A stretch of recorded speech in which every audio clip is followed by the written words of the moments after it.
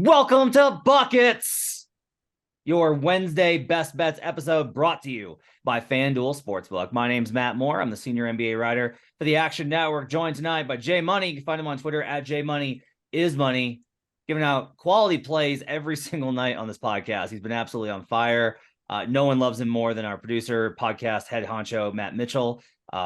Jay is going to have my job soon because Matt Mitchell is just going to give him all of the things for all the flowers for how hot he's been this season, and rightfully so. Also joining us is Sean Little. You can catch him on Twitter at Chicago Flow from MSG Networks. We're going to go through our best bets for the Wednesday slate in the association, which features a ton of back-to-backs because, you know, instead of just playing games on Monday, the NBA has to go and fuck around and be like, no, we're got to make room for the kiddos to shoot 20% from the field. And now we have to cram all these games in at the end. There's like 21 back-to-backs in the last 6 games of the season. I'm so mad at all this nonsense. As such, as we record this on Tuesday night, we don't have all the lines, but we're going to still have some best bets for you. We'll go through those in a second. Reminder, everything we talk about on today's show can be found in the award-winning Action Network app. You can track your picks. You get up-to-the-second information where the bets and money are coming in on. Our daily show, Green Dot Daily's in there. Our baseball show, Playoff Pitch, is in there.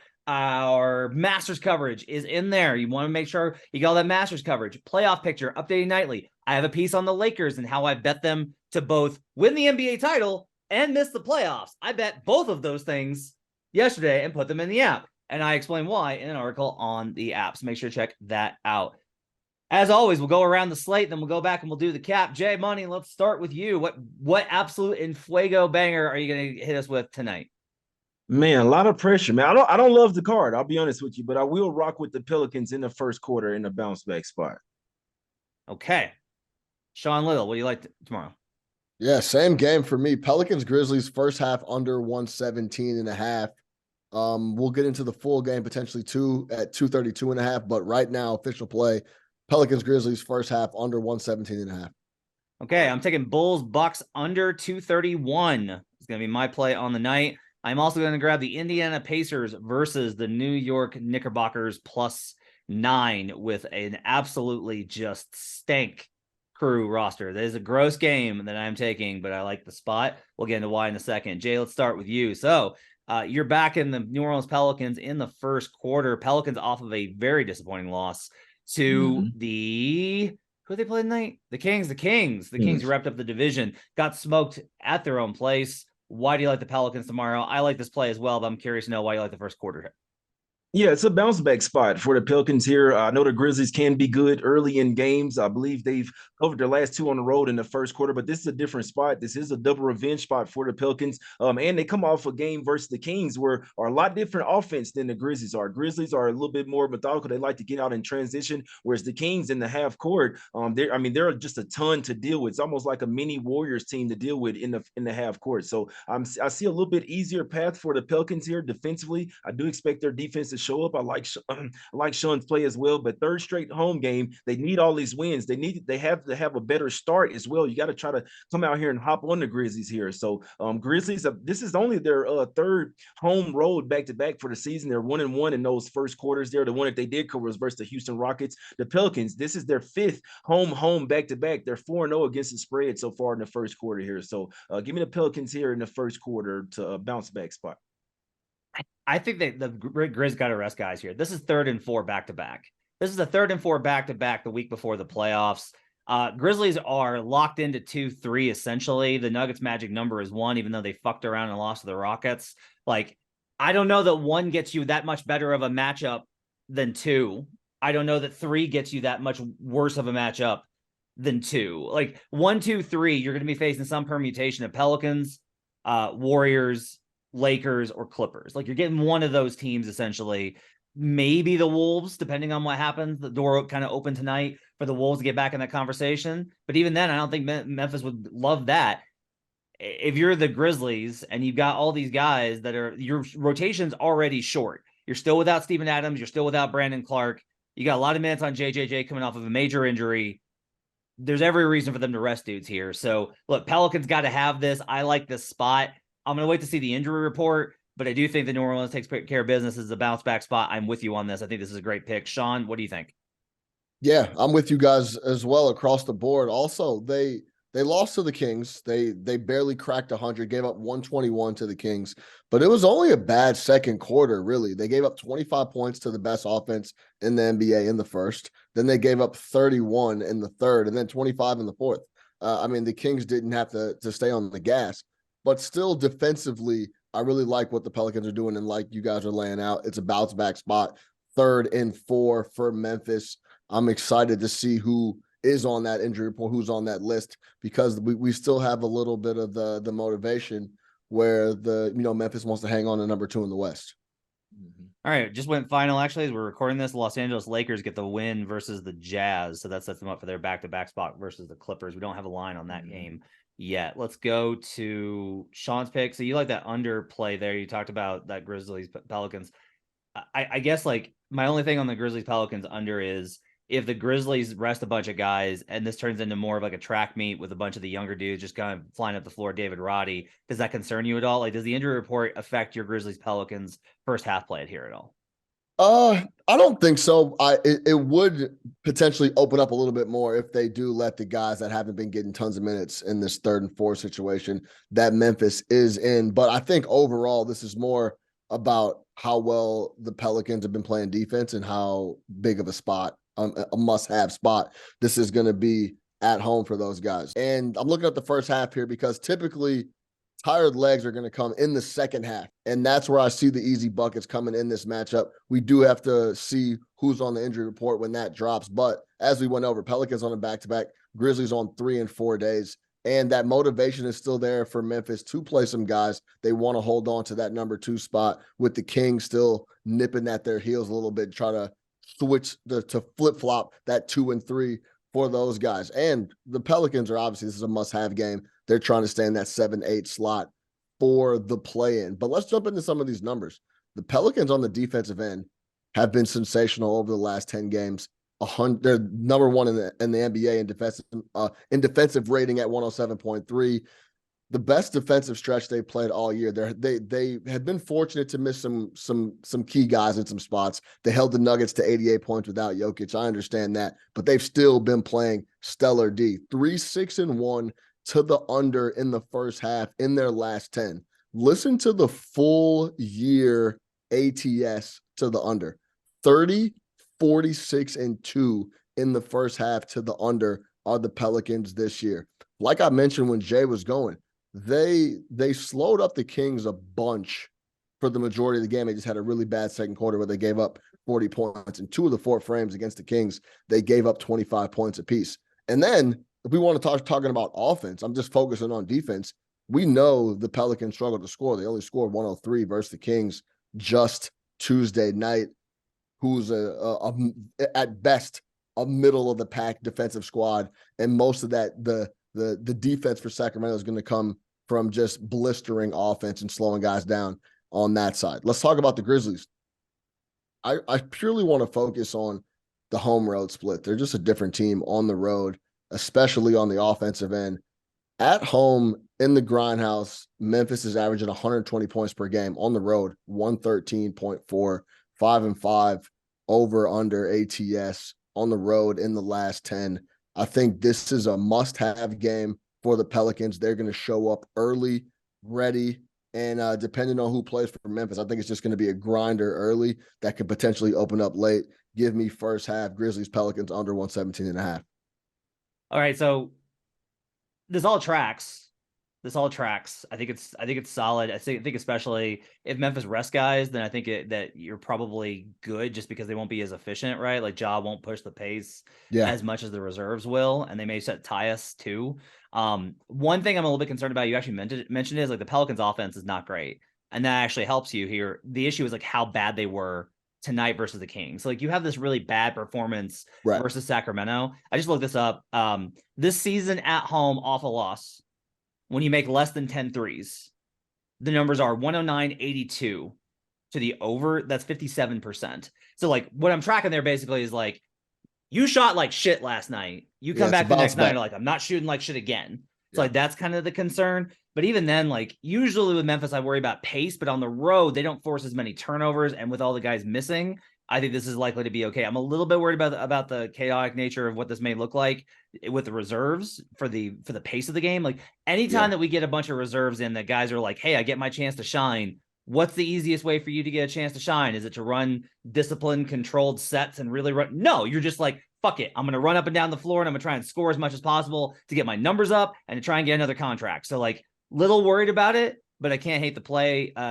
Jay, you've obviously got the Pelicans in this game. Do you have any thoughts on the total here as a play on first half? Well, I did hear them say in the post-game interview that they need to shoot a lot more threes. That doesn't mean they're going to make them, but I mean, two defensive squads.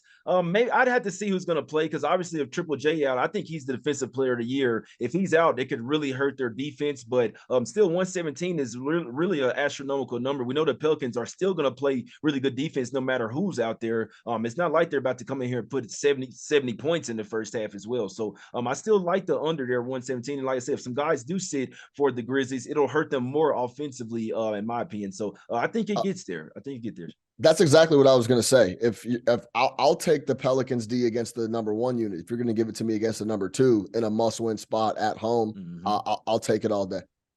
Thanks. All right, my play for the Wednesday slate: Bulls Bucks. I'm going to take the under 231 here. Bucks on a back-to-back, obviously. Bulls on a back-to-back as well. Bulls need this one quite a bit more than the Bucks do. The Bucks are still aiming for the number 1 seed. They're not clear of that yet. The magic number is down to 1 with the Celtics loss to the Sixers on Tuesday night.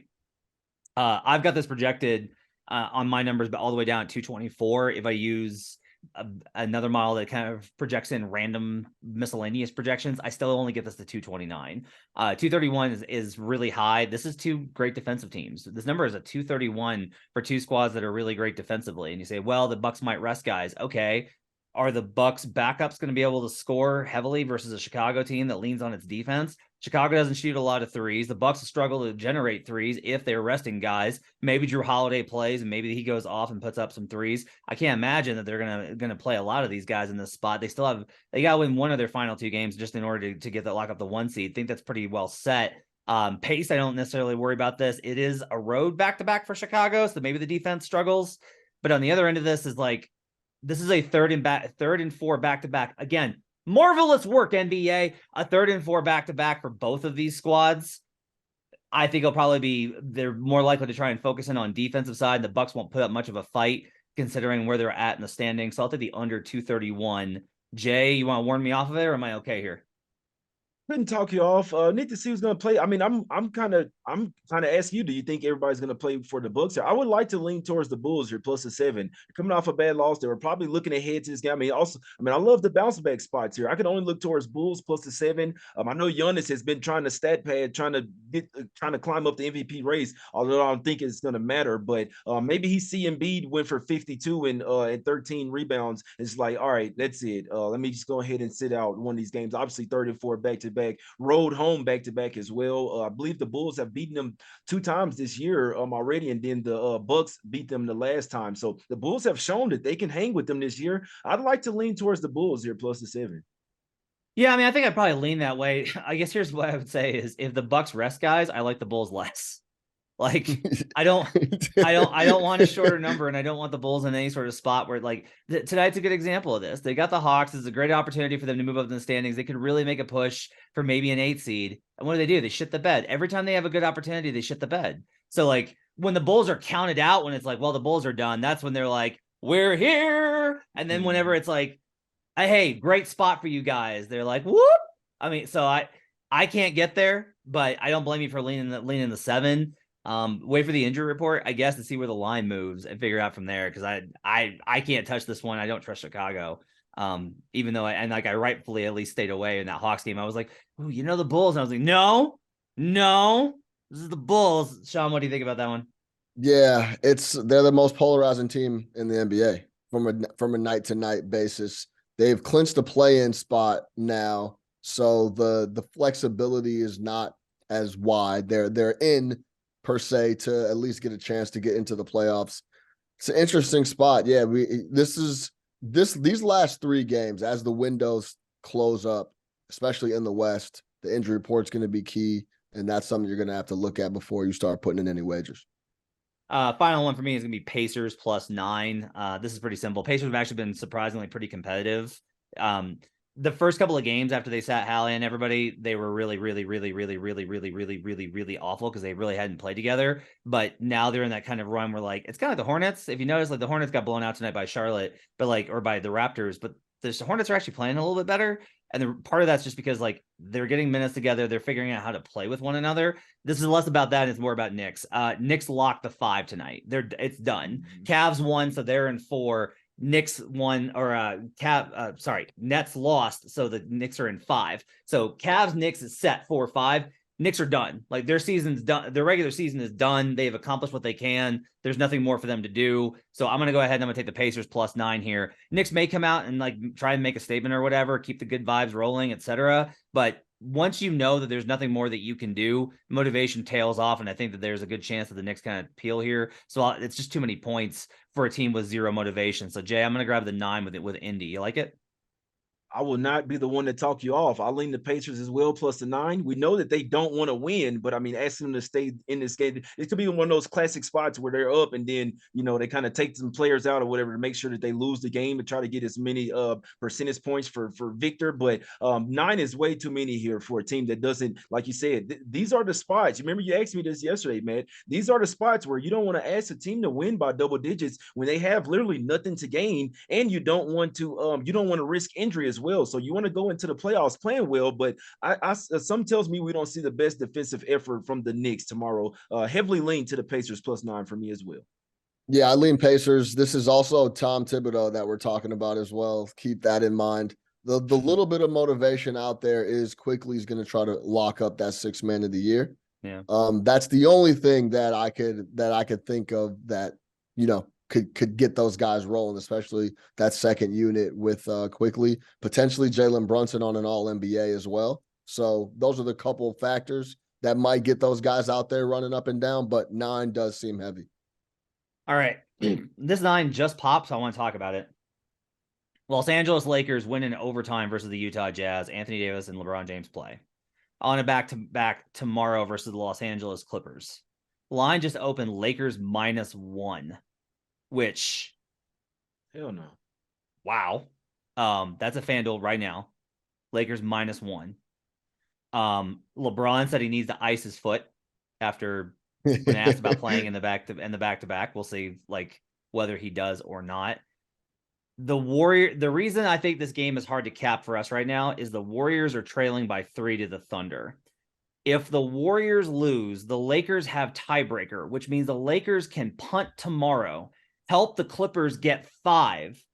The Lakers win out. Now, that's risky because you don't win out and you're in trouble. If Utah snags them on the second game, they're in real trouble sliding back into the play-in.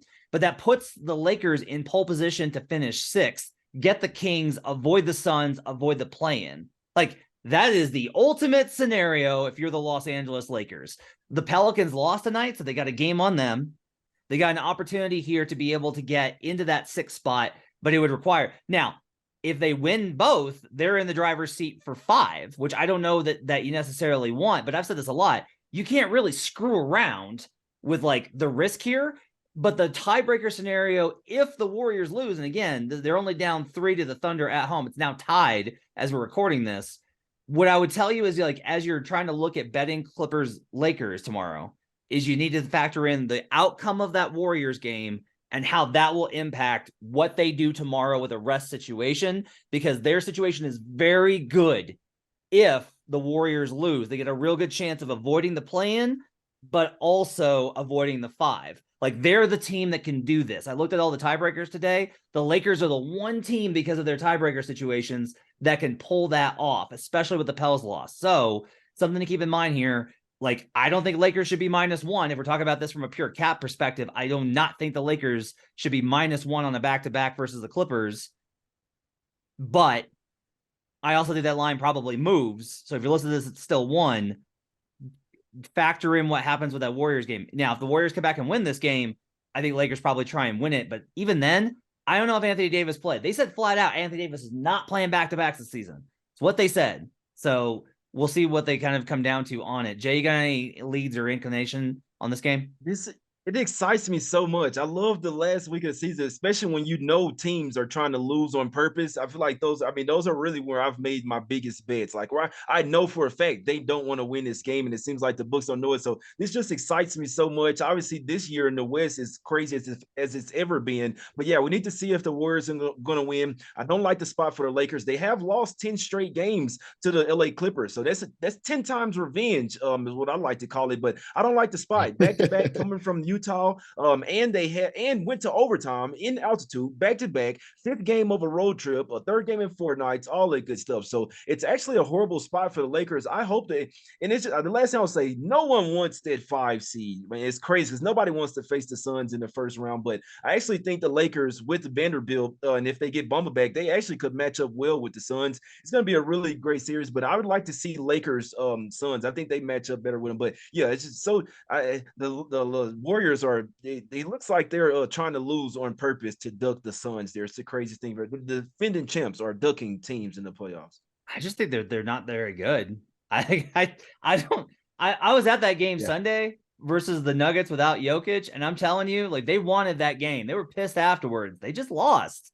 Like, I think we're all reading like, oh, the Warriors are losing on purpose. I'm like, I don't know, guys. I think they might just be bad.